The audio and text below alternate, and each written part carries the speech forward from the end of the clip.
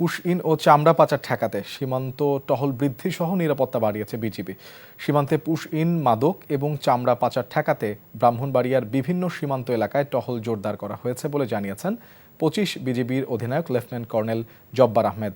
খাগড়াছড়ি জেলার বিভিন্ন সীমান্তে অবৈধভাবে পুশ ইন, গবাদি পশু পাচার এবং চামড়া পাচার রোধে সতর্কতামূলক ব্যবস্থা গ্রহণ করা হয়েছে।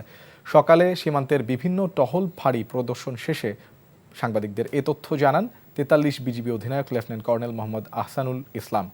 বেনাপোল ও শার্শা সীমান্তে বিএসএফের পুশ ইন এবং চামড়া পাচার প্রতিরোধে সর্বোচ্চ সতর্কতায় রয়েছে বিজিবি। বাড়ানো হয়েছে টহল। এদিকে সাতক্ষীরা সীমান্তেও কঠোর প্রতিরোধ গড়ে তুলেছে বিজিবি। হবিগঞ্জ, কুমিল্লা, ফেনী, রাঙামাটি সীমান্তে চামড়া চোরাচালান ও পুশ ইন প্রতিরোধে বাড়তি সতর্কতা জারি করেছে বিজিবি। এছাড়া চুয়াডাঙ্গা, মেহেরপুর সীমান্ত ও টহল জোরদার করা হয়েছে।